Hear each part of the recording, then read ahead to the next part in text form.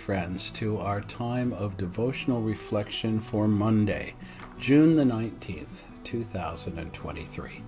I'm Brian J. Munro, pastor of Kitimat First Baptist Church in beautiful Kitimat, British Columbia, and we are following John MacArthur's devotional book entitled Drawing Near, Daily Readings for a Deeper Faith.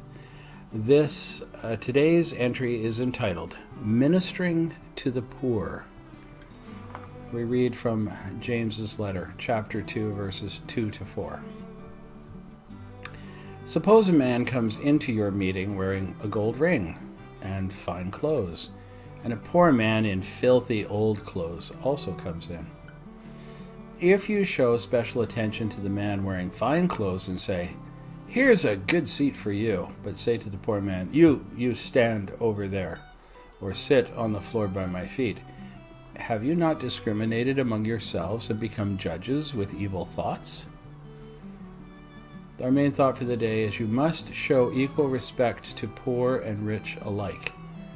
Pastor MacArthur writes, partiality is an age-old problem that exists in almost every area of life.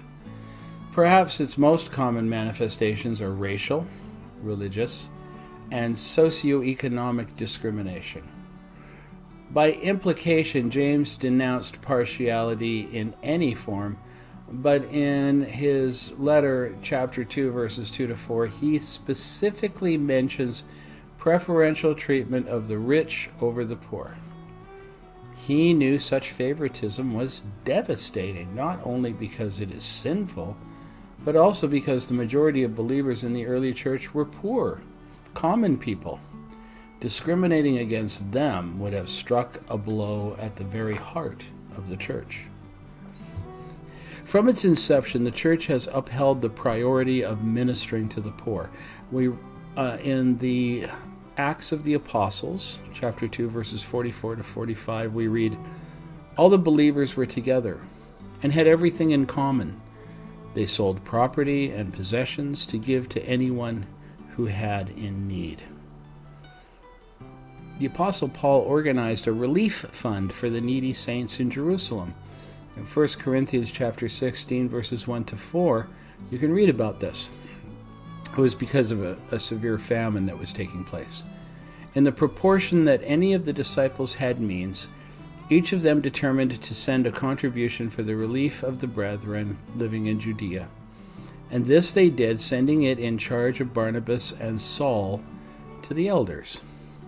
Again, from the book of the Acts of the Apostles, chapter 11, verses 29 to 30. God has chosen the poor of this world to be rich in faith and heirs of the kingdom. But some of James' readers were dishonoring them. He mentions them in verses 5 and 6 by saying, "If any of you lacks wisdom, you should ask God, who gives generously to all, who gives generously to all without finding fault, and it will be given you. But when you ask, you must believe and not doubt, because the one who doubts, that person is like a wave of the sea blown and tossed by the wind." That had to stop. We too must honor the poor by treating them with dignity rather than prejudice, and by meeting their needs whenever possible. Be alert to those around you whom you might help in some practical way. My dear friends, I thank you so much for spending just a few minutes today listening to this devotional thought from John MacArthur. I really appreciate you coming and listening to me read it to you. It means a lot.